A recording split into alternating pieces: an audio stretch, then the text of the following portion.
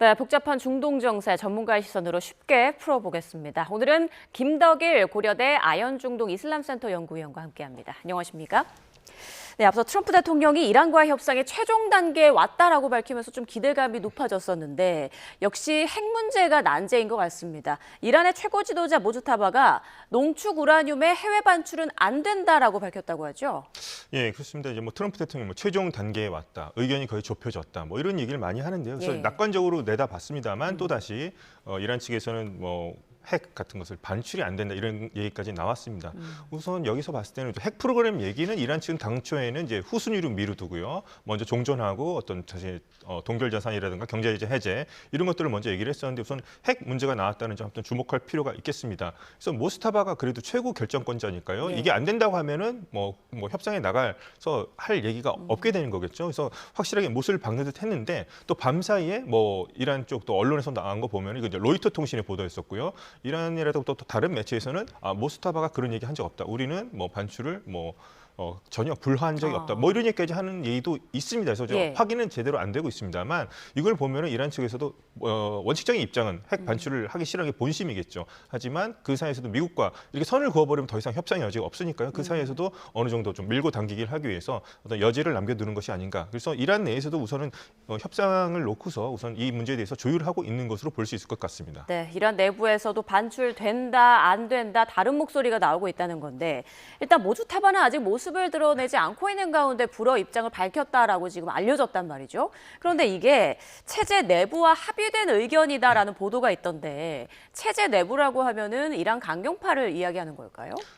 모스타바 같은 경우는 원래 성향 자체가 아주 강경파였었고요. 혁명 스피드와 아주 밀접한 관계가 있었죠. 그래서 현재 모습을 드러내고 있지 않기 때문에 아마도 초강경파, 혁명 수비대 협상이 좀 회의적인 쪽이죠. 계속해서 우리가 싸워야 된다는 쪽, 그쪽과 상당히 밀접한 관계가 있고 아마 그 사람의 의견들을 모스타바가 대신 얘기하는 것이 아니냐 이런 얘기까지 나오고 있습니다. 그래서 현재로서는 우선 협상 얘기가 나오고 있으니까요. 그러면은 초강경파라든가 모스타바도 어느 정도 지금 협상에 대한 여지를 남겨두고 있는 것으로 볼 수 있을 것 같습니다. 다만 이제 이란 수뇌부가 이제 협상파도 있고 이제 강경파도 있다고 얘기를 합니다만 기본적으로 체제를 지켜야 된다는 것에 대해서는 이제 공통점을 가지고 있는 것이죠. 그리고 미국 특히나 이제 트럼프 행정부에 대해서는 좀 안 좋은 기억이 많죠. 이를테면 2015년에 핵 합의가 있었습니다만 트럼프 1기 행정부 때 일방적으로 탈퇴를 했었고요. 2025년도에도 협상을 했습니다만 미국, 이스라엘이 이란을 공격한 적도 있었고 또 올해 초였죠. 2월 달에도 이란과 협상이 되는 와중에 미국이 또 공격을 했기 때문에 그런 부분에 대해서 상당히 미국에 대한 불신을 가지고 있다고 볼 수 있을 것 같습니다. 그래서 과연 이 핵 카드 이것을 이란이 내놓느냐 안 내놓느냐. 내놓게 된다면 언제 우리가 다시 미국으로 다시 공격을 받을 수도 있다. 이런 불안이 있을 겁니다. 그래서 미국에 대한 불신을 해결해야지만 이란 측도 협상에 적극적으로 나서지 않을까 생각해 봅니다. 트럼프 대통령은 미국의 고농축 우라늄을 확보해서 파괴할 거다 이렇게 계속 얘기를 하고 있는 상황인데 이번 전쟁에 이제 종전으로 향하는 시점에서 고농축 우라늄 문제가 왜 이렇게 중요한 건가요? 고농축 우라늄 문제, 특히나 이제 60%까지 농축했다고 하는 우라늄 440kg이 이제 가장 중요한데요. 왜냐하면은 60%에서 90%까지 갈 경우에 이걸 이제 핵무기로 만들 수 있는 우라늄 농축량이라 봤을 때 60%, 90%까지 가는 것은 원심 분리기를 돌리면 수주 안에 가능하다는 얘기입니다. 물론 핵무기를 만들기 위해서는 발사체도 있어야 되겠고 여러 조치가 필요하지만 우라늄 농축 퍼센티지로 봤을 때는 근접했다고 볼 수 있는 거죠. 핵무기 단계. 그래서 이 부분을 상당히 지금 이스라엘과 미국이 민감하게 생각하고 있는 거고요. 그래서 이걸 확실하게 트럼프 대통령은 우리가 이제 가져와야 된다. 그리고 표현을 썼을 때 핵 찌꺼기, 핵 먼지라고 얘기를 하죠. 2015년도에 미국이 이스라엘과 이란 전쟁 당시에 핵시설을 공습을 했었고 아마 지하에 파묻혀 있다는 전제하에서 트럼프 대통령은 그런 발언을 하는 것 같습니다. 그래서 트럼프 대통령이 이것을 반드시 가져와야지만 된다고 생각하는 거죠. 그리고 이것이야말로 정말 가장 이번 전쟁 상징이 될 수 있을 겁니다. 트럼프 대통령이 이것을 전리품으로 우리가 이겼다는 전리품으로서 아마 미국에 반드시 가져오고 싶은 그런 생각이 있는 것 같습니다. 네, 고농축 우라늄 전쟁의 명분이자 또 성과로 내세울 수 있는 부분이기 때문에 미국으로서는 절대 놓칠 수 없는 카드다라는 말씀이신데 지금 푸틴 대통령이 계속해서 고농축 우라늄 러시아로 가져오겠다라고 얘기하고 있지 않습니까? 이번에 시진핑 주석과 만나서도 이 얘기를 했다고 하더라고요. 지금 러시아는 어떤 걸 노리는 걸까요? 러시아는 우선 경험이 있습니다. 2015년도 이제 핵 합의가 있었을 때 이란에 있던 농축 우라늄을 러시아로 이제 반출시켰습니다. 이란이 그런 경험도 있고 이번에도 뭐 러시아가 그런 역할을 하고 싶어하는 것 같은데 한번 푸틴 대통령이 트럼프 대통령에 제안을 했다가 뭐 거절당한 적이 있긴 합니다. 네. 트럼프 반드시 우리가 미국으로 가져와야 된다. 하지만 만약에 협상을 하게 될 경우에는 미국도 어느 정도 양보를 해야 되는데 뭐 트럼프 대통령이 과연 그럴지는 지켜봐야 되겠습니다만 러시아로 이번에 뭐 반출된다면 그럴 가능성을 생각해 볼 수도 있겠죠. 그렇다면 러시아와 이란 간의 협력이 좀 더 강화될 가능성이 클 것 같습니다. 이란에 부쉐르라고 하는 민수용 발전소가 있는데요. 거기 또 러시아 기술자들이 가서 좀 운용하고 있고요. 그다음에 뭐 카스피해를 통해서 현재도 활발한 협력이 좀 이루어지고 있습니다. 그래서 아마도 이제 러시아 같은 경우에는 이것을 자신들이 만약에 반출해서 합의가 이루어 반출해서 자신들이 보관하게 될 경우에 어떤 이제 보험인 역할 같은 걸 할 가능성이 높습니다. 이를테면 종전안이 아직 마련되지 않았습니다만 종전이 이루어질 경우에 만약에 양측 중에서 만약에 미국의 합의를 깰 경우에는 그 러시아로 반출된 우라늄을 다시 이란으로 넘겨준다. 뭐 이런 조항이 들어갈 가능성이 매우 높거든요. 그런 식으로 해서 미국과 이란 사이에 어떤 종전안이 마련되면 자신들이 어떤 조정자 역할 그런 것을 하기 위해서 아마 러시아가 좀 반출된 우라늄을 자신의 자국으로 반출해 달라 뭐 이런 요구를 하고 있는 것으로 볼 수 있겠습니다. 네, 지금 미국과 이란 양쪽 모두 종전을 원하는 상황에서 러시아 반출로 좀 이견이 좁혀질 수 있을지도 좀 두고 봐야겠습니다. 어쨌건 지금 양측 모두 군사적 충돌보다는 종전 쪽을 좀 더 원하고 있는 것으로 보이는데 그런데 미국과 이스라엘 간에도 좀 이견이 드러나고 있어요. 지금 트럼프 대통령이 네타냐후 총리와 전화 통화하면서 손종전 후 협상하겠다고 하니까 네타냐후 총리가 불같이 화를 냈다고 하더라고요. 이건 좀 어떤 내용일까요? 이스라엘 같은 경우에는 이제 휴전에서도 상당히 반대를 했었습니다. 그리고 자신들이 그 휴전에서 자신들의 목소리가 배제되어 왔다고 생각했는데요.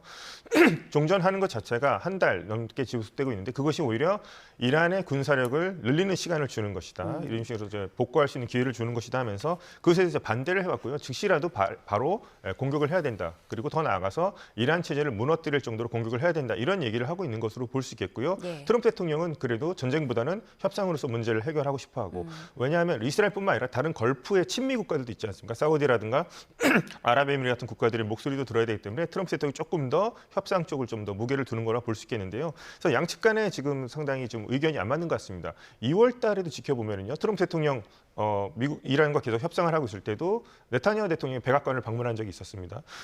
그 후에 물론 전쟁이 일어났기 때문에 물론 뭐 네타냐후 총리의 설득을 받아서 반드시 공격했다고 볼 수는 없겠습니다만 지금 또 네타냐후 총리가 방미한다는 그런 얘기까지 또 흘리고 있고 하기 때문에요.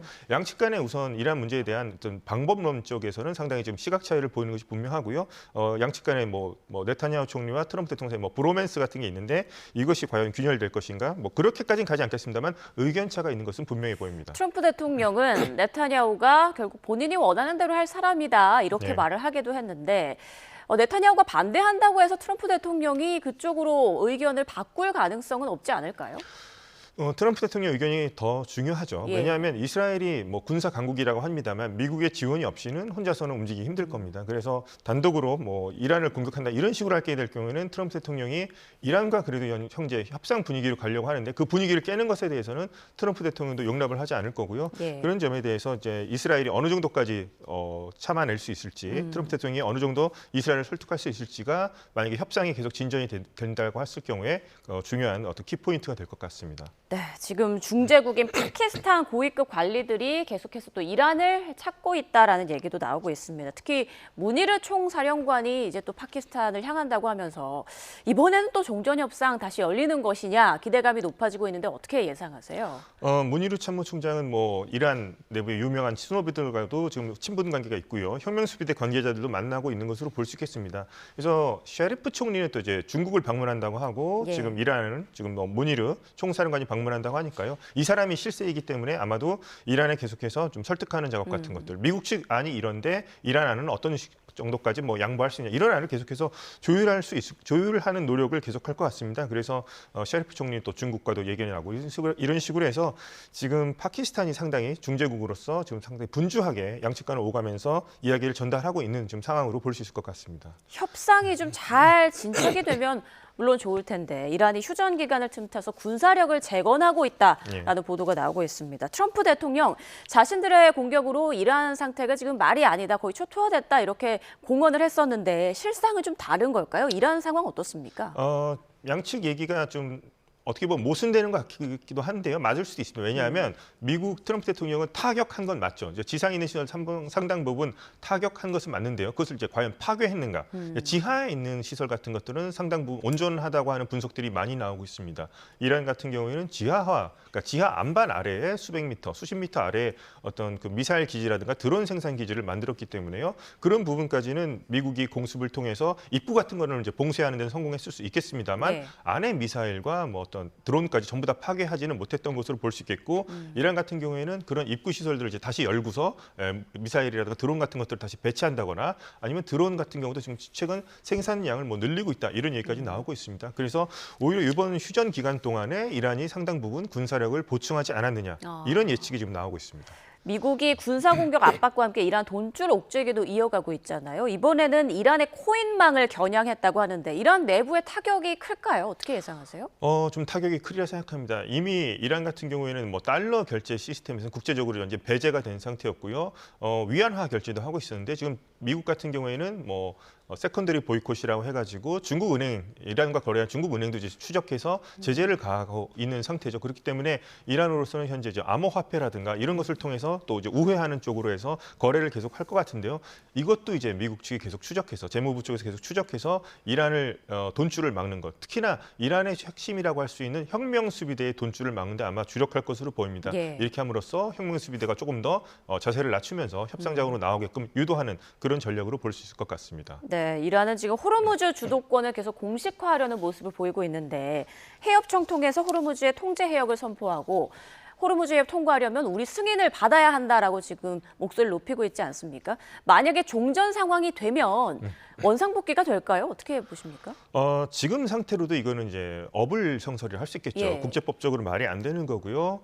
자신들이 이제 안전 운항을 도와주겠다면서 통행료 같은 부분이 상당히 부담스럽기 때문에 보험을 들어라 얘기를 하는데 뭐 냉정하게 얘기하자면 현재 해협의 안전을 위협하는 것은 이란이죠. 이란이 이렇게 하지 않으면 오히려 더 안전한 것이 분명하긴 합니다.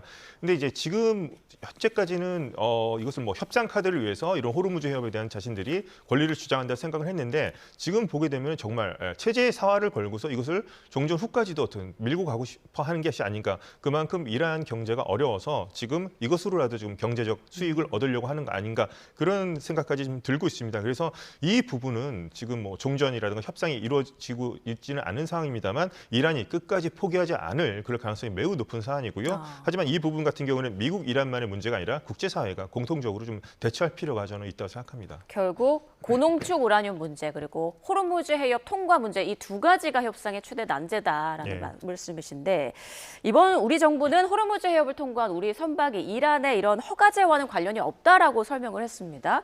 지금 우리 선박 한 척이 빠져나온 상황이고 아직까지 25척의 선박 116명의 선원이 네. 남아 있거든요. 이번에는 어떻게 빠져나왔고 남은 선원과 선박들은 어떻게 될까요?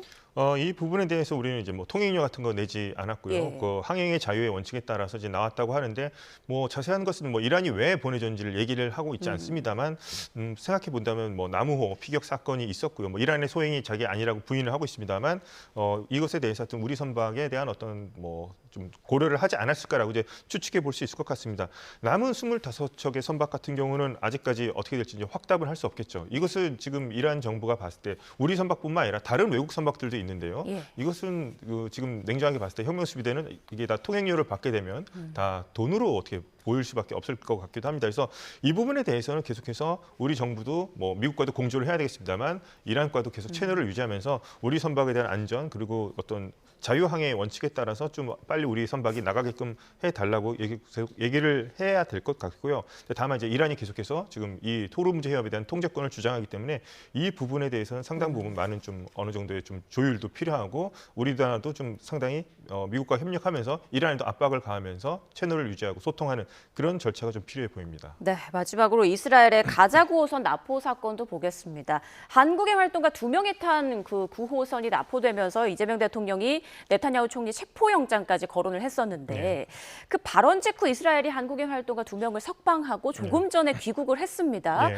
대통령의 말이 컸던 걸까요? 아무래도 이제 그 부분이 이스라엘과 한국과는 싸울 이유는 없는 나라죠. 우호적인 국가니까요. 그래서 그 부분에 대해서 이스라엘 측이 좀 부담을 느꼈던 것 같고, 이스라엘 측도 뭐 우리나라의 관계가 뭐 잘 되길 바란다고 얘기를 했으니까요. 그래서 뭐 석방이라 하지만 이스라엘이 이제 추방이라는 형태로 얘기를 할 거고요. 그런 점이 좀 생각이 좀 작용했다고도 볼 수 있을 것 같습니다. 그래서 이런 지금 가자 구호선단 같은 경우는 매년 이제 일어나는 문제입니다. 우리나라뿐만 아니라 다른 국가들 활동가들도 와서 이렇게 좀 계속 충돌이 벌어지고 있는 상황이 하니까요. 이런 부분에 대해서는 조금 더 이스라엘 측과 어떤 국제사회가 계속해서 어떻게 합의 접점을 찾을 수 있을지에 대해서 좀 빠른 좀 해결책이 있어야 될 것으로 보입니다. 예, 우리 활동가가 이스라엘 군에 의해서 폭행을 당했다, 얼굴을 맞아서 귀가 한쪽이 좀 안 들린다라는 말을 하던데 이 부분은 문제 제기를 할 수 없는 건가요? 이 부분은 이제 뭐 그러니까 매년 이제 다른 우리나라뿐만 아니라 다른 외국의 활동가들도 어떤 인권 침해를 당했다든가 이런 부분이 상당 부분 있습니다. 그래서 오랫동안 구금당하기도 했고요. 그래서 그런 부분에 대해서 국제사회가 뭐 항의는 할 수 있겠습니다만 또 이스라엘은 자기들 나름대로 국제법적으로 이게 뭐 타당한 부분도 있다, 명분을 내세우는 부분도 있으니까요. 그래서 이 부분에 대해서는 앞으로도 이제 국제사회와 이스라엘 간의 어떤 갈등 같은 것들이 계속될 것으로 보입니다. 그래서 어떤 하루빨리 어떤 팔레스타인 문제, 가자지구 문제가 해결되지 않는 이상 이러한 뭐 국제적인 시민사회의 어떤 가자지구를 위한 뭐 구호선단 문제, 이스라엘에 대한 그거에 대한 어떤 조치 이런 것들이 계속 갈등이 벌어질 거라 생각합니다. 그래서 앞으로 이 문제가 해결할 길은 좀 상당히 좀 멀어 보이긴 한데요. 하여튼 국제사회가 이런 부분에 많은 관심을 가질 필요가 있어 보입니다. 네, 자, 앞서 트럼프 대통령은 다음 주 초까지 이란에 시간을 주겠다라고 밝혔었죠. 이번 주말 사이에는 어떤 상황들이 또 벌어질지 계속 지켜보겠습니다. 김덕일 고려대 아연 중동 이슬람센터 연구위원과 중동 상황 살펴봤습니다. 고맙습니다.